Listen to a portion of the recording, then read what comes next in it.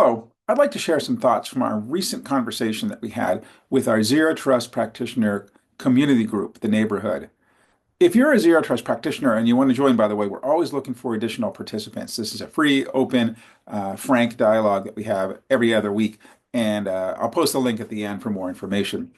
Anyway, our conversation this week really focused on getting zero trust done when you're not in charge. And that can take many forms. If you don't have a mandate, if you don't have a top-down buy-in from your leadership or from the organization, if the organization has never prioritized information security, sometimes it can be like an uphill battle.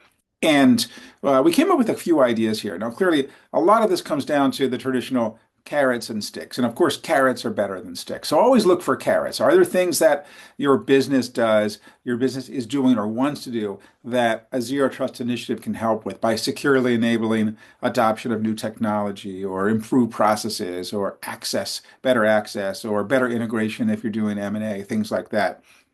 There's lots of literature in the market around carrots or business value that zero trust can provide.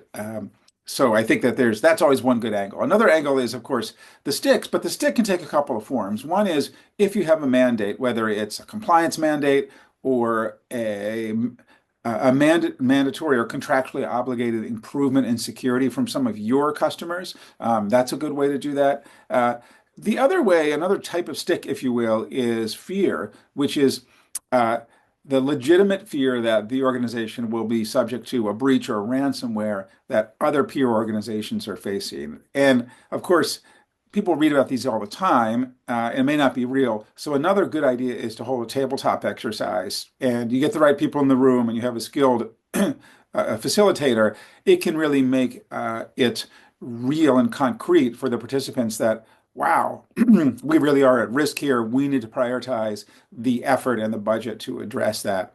So that's another good way to do that. That will hopefully become a motivator for the organization to adopt and improve security. And of course, zero trust is a better way to do that.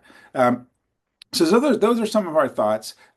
Sometimes you really do feel like you're not in charge and you're dependent on either IT or the line of business to make process changes, or of course to get budget for investments, and that can be challenging. But think about the carrots, think about the sticks. Use your sticks wisely because they're not always great, but use them when you need to, because ultimately we have a responsibility to improve security for our organization. Zero trust is absolutely the best way to do that, and we need to push, pull, prod, force, coach, goad, and entice our organizations to do so. Thank you.